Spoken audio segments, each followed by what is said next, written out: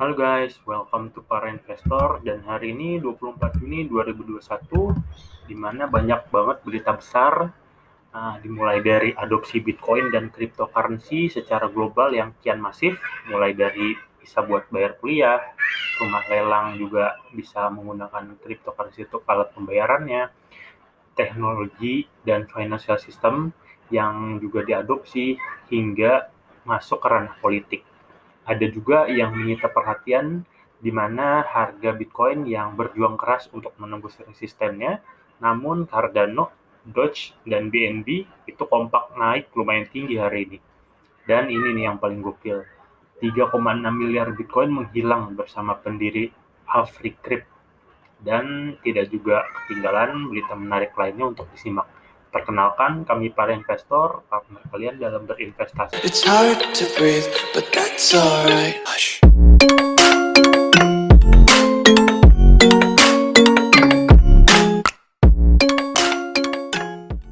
Oke guys, sebelum mulai, videonya kita disclaimer dulu kalau gue ini bukan financial advisor, ini hanya opini pribadi dan sharing informasi untuk kebutuhan edukasi. Jangan lupa juga kalian bisa melakukan research lebih dalam terhadap berita yang gue sampaikan. Ini juga bukan ajakan untuk membeli ataupun menjual hasil kripto kalian, jadi silahkan membuat financial decision masing-masing. Dan juga cek time post video ini dibuat, karena jika sudah terlalu jauh dari tanggal peluncuran video ini mungkin sudah tidak relevan lagi. Jangan lupa juga yang belum join, silahkan join Telegram kami yang sudah kami sertakan di deskripsi, dan jangan lupa untuk like, share, dan subscribe jika kalian suka video ini. Pertama kita ke coin market cap dulu ya, buat cek market hari ini, dimana saat video ini dibuat Bitcoin masih berjuang keras ya, menembus resistennya di harga 34.000. Jadi dari tadi itu Bitcoin mencoba untuk mecah breakout di 34.000, cuman kembali lagi ke 33.900 dan 800-an. Jadi hari ini sedikit terkoreksi ya. Jadi kalau pada saat video ini yang dibuat, dia sedang posisinya turun 0,25% dari hari kemarin. Untuk Ethereum koreksi 1,65% dari hari kemarin. Nah ini yang menyita perhatian ya, di mana Binance Coin atau BNB, nah ini naik lumayan tinggi nih, 4%, disusul Cardano 8%, dan Doge 3%. Nah sebenarnya tadi Binance sempat ke 6% ya, 6%, Cardano 8%, dan Dogecoin ke 6% juga. Cuman pada saat video ini buat memang lagi turun ya. Dan kalau dilihat dari pasar ini memang ada yang hijau dan ada yang merah. Jadi pasar sudah mulai menunjukkan eksistensinya masing-masing ya, tiap koin ataupun token, dimana XRP ini naik 1,5, Polkadot 0,14, sedangkan Uniswap turun, BCH naik 4,31, Litecoin naik, Solana turun. Jadi hari ini lumayan fluktuatif ya, jadi tidak begitu seragam. Jadi ada yang naik, ada yang turun dari hari sebelumnya. Ini lumayan bagus untuk pasar kripto ya, karena dimana saat Bitcoin itu memang sideways atau memang berada di rata-ratanya, dia tidak kemana-mana ya, karena hari ini kalau dilihat sih dia nggak terlalu kemana-mana Bitcoin ini. Jadi stay di 34.000 sampai 38.000-an, jadi bolak-balik di situ aja. Makanya altcoin lainnya ada yang naik lumayan tinggi seperti tadi Bitcoin, Binance, Cardano, sama Doge. Disusul yang lainnya juga ada yang naik, dan tapi juga ada yang turun. Jadi ini sudah mulai bergairah ya pasar kripto untuk hari ini. Oke, kita masuk ke berita pilihan yang pertama, di mana dari Cointelegraph, waspada terhadap Sovrag atau kata lembut ya, di mana ancaman yang berkembang dalam keuangan desentralisasi. Pengembang membuang token dan mengambil hasilnya adalah momok terbaru yang menggunakan DeFi.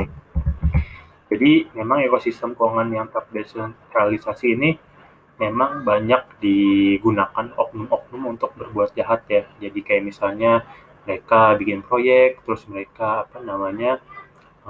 mengiklankan proyek mereka, begitu investor masuk, tiba-tiba ditinggal gitu. Jadi likuiditas tokennya pun hilang bersama orang-orang yang berada di balik proyek tersebut. Jadi ini bisa warning juga buat kita untuk hati-hati dalam memilih project ataupun koin ataupun token untuk diinvestasi. Nah ini dari Cointelegraph juga, di mana ada berita melarang cryptocurrency untuk melawan kejahatan adalah alasan yang tidak masuk akal. Cryptocurrency mewakili jauh lebih sedikit pasar untuk penjahat dibandingkan dengan keuangan tradisional. Jadi larangan kripto tidak akan menyelesaikan masalah. Banyak pemerintah berusaha untuk melarang cryptocurrency dengan contoh terbaru China, India, Turki, dan Nigeria. Alasannya adalah untuk sederhana, sifat cryptocurrency yang terdesentralisasi menimbulkan ancaman bagi sistem keuangan lama. Dan karena teknologi itu sendiri masih dalam masa pertumbuhan, tampaknya menarik hackers ya. Meski begitu, melarang cryptocurrency tidak akan menghalangi hacker atau scammer sedikit pun. Jadi hacker ataupun scammer atau oknum yang ingin berbuat jahat nggak cuma ada di cryptocurrency, di financial konservatif yaitu juga banyak ya penipuan ya, kayak penipuan kredit card, penipuan keuangan lainnya itu banyak banget. Jadi sebenarnya nggak cuma di sini aja kayak money laundering. Jadi menurut gua larangan terhadap Bitcoin ataupun cryptocurrency berbasis kriminal itu menurut gua juga nggak terlalu berkorelasi ya, karena di luar cryptocurrency kalau yang namanya kriminal ya banyak gitu. Dan juga menurut gua cryptocurrency itu susah sih dihack ya, karena yang kita tahu karena terdesentralisasi, jadi hacker itu susah untuk melakukan tindak kriminal. Nah, yang bisa dilakukan paling sniffing atau akun. Nah, itu bisa, cuman secara blockchain atau desentralisasi financial tadi itu lumayan sulit sih. Oke, nah ini dari theblockcrypto.com, di mana kota New York akan menjadi pusat Bitcoin, kata kepala wali kota Eric Adam. Nah ini udah masuk ke ranah politik juga ya, di mana pemilihan wali kota New York City. Nah dia tampaknya pro kripto, dan salah satu janji-janjinya adalah ini: kami akan membawa bisnis, kami akan menjadi pusat ilmu kehidupan, pusat keamanan cyber, pusat mobil self-driving, drone, dan pusat Bitcoin. Jadi sudah dibawa ke ranah politik ya, Bitcoin ataupun kripto ini di pemilu New York City. Oke, beralih ke berita selanjutnya, di mana Universitas Paraguay menerima kripto untuk biaya kuliah. Nah ini sudah masuk ke biaya kuliah nih. Jadi sebuah universitas di Paraguay mengumumkan bahwa mereka akan mulai menerima cryptocurrency sebagai pembayaran untuk biaya kuliah mulai Agustus. Namanya itu Universidad Americana. Nah, itu yang ada di Paraguay. Jadi mereka sudah mengumumkan bakal menerima di bulan Juni. Nah, ini lumayan ya, kalau misalnya institusi pendidikan juga ikut serta mengadopsi cryptocurrency ataupun Bitcoin. Nah ini juga disusul Menteri Komunikasi Nigeria dari Cointelegraph menyatakan akan menghubungkan blockchain dengan upaya inovasi digital nasional. Pemerintah Nigeria ingin mendorong adopsi blockchain sebagai bagian dari rencana untuk mendirikan pusat teknologi baru di seluruh negeri. Jadi dia bicara di konferensi Digital Afrika tahunan pada Rabu kemarin ya, di mana Menteri Komunikasi dan Ekonomi mengidentifikasi blockchain sebagai bagian dari fokus pemerintah pada teknologi yang muncul. Jadi kami juga secara aktif bersiap untuk memanfaatkan teknologi blockchain untuk ekonomi digital kami, dan kami baru-baru ini mengembangkan strategi adopsi blockchain nasional. Nah, ini basisnya udah lumayan tinggi ya, nasional. Jadi di Nigeria kita tunggu aja inovasi apa yang akan dikembangkan oleh pemerintah di sana saat mengadopsi teknologi blockchain. Nah, ini kemarin sempat kita beritakan juga. Nah, sekarang dia sudah menguji shekel digital menggunakan Ethereum. Jadi Bank of Israel sedang menguji mata uang digital bank sentralnya shekel digital dalam ekosistem Ethereum. Jadi sudah masuk dalam tahap uji coba. Nah, ini berita yang mungkin menarik untuk pecinta Ethereum, di mana Ethereum EIP 1559 akhirnya diimplementasikan di Ropsten Testnet. Nah, Ropsten menjadi jaringan uji Ethereum pertama yang mendukung hard fork London yang sangat dinanti. Jadi memang hard fork London itu salah satu event yang dinantikan oleh para pecinta Ethereum ya, di mana memang akan banyak update sistem yang menguntungkan bagi sistem Ethereum. Nah, untuk si EIP 1559 itu kenapa penting? Nah, salah satunya adalah ini. Dia akan memperkenalkan struktur biaya yang dinamis dan menerapkan pembayaran biaya berkala gitu. Jadi ini mungkin bakal jadi update sistem menarik ya. Kita tunggu saja hasil uji cobanya di testnet sistem Ropsten. Oke, beralih ke Kanaan, memulai operasi penambangan Bitcoin-nya sendiri di Kazakhstan, di mana produsen mesin penambang Bitcoin Kanaan telah memulai penambangan Bitcoin di Kazakhstan menyusul tindakan keras terhadap penambang Bitcoin di Cina. Kalau yang belum tahu ya, Kanaan itu dia mempunyai mesin penambang namanya Avalon Miner ya. Jadi dia salah satu yang migrasi dari China ke Kazakhstan dan sudah akan mulai beroperasi. Nah, ini Riot sekarang menerima pembayaran kripto di lelang. Nah, jadi salah satu rumah lelang di Australia ini menerima pembayaran uang kripto. Mulai dari item-itemnya termasuk kendaraan mahal nih, beberapa mobil klasik serta barang-barang lainnya. Juga menarik ya, dimana rumah lelang mulai menerima pembayaran melalui cryptocurrency. Termasuk rumah lelang ya. Ini sama nih.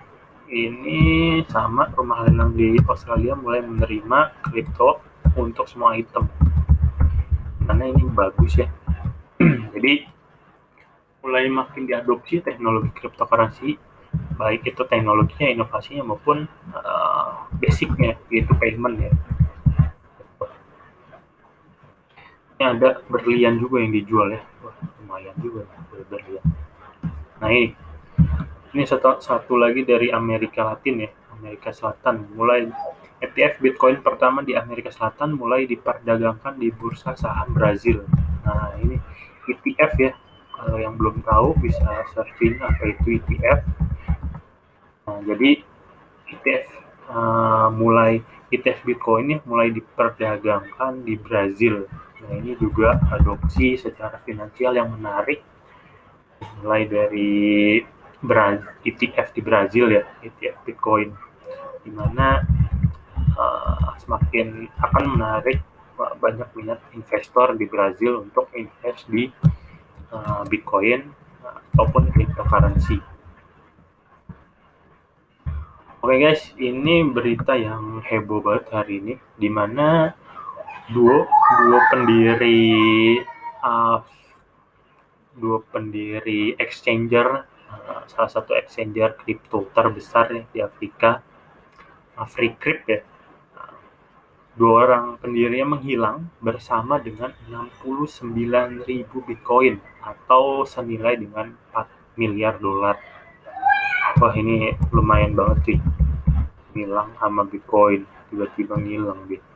Duo saudara Afrika Selatan berhasil membawa hampir 69.000 Bitcoin awal tahun ini dengan meretas satu Africrypt, platform pertukaran mereka sendiri, dan mengantongi salah satu perampokan kripto terbesar dalam dolar yang pernah ada. Bagi yang belum tahu, Africrypt itu didirikan tahun 2019, di mana hari ini lumayan cukup ramai ya.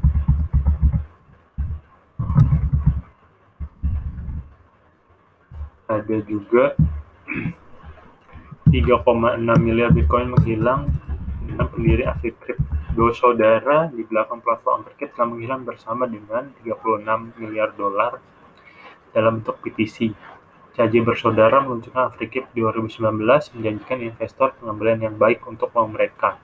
Laporan menunjukkan bahwa aktivitas terlarang di kripto yang diukur dengan jumlah dana yang terlibat telah berkurang secara signifikan sejak 2019. Jadi memang udah ada gelagat-gelagatnya mulai dari tahun-tahun sebelumnya ya.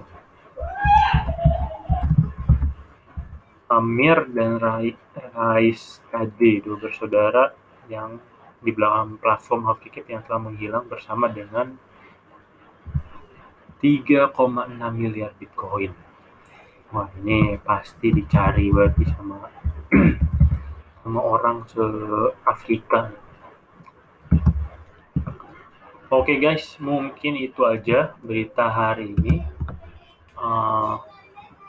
Oke guys, mungkin gitu aja berita hari ini.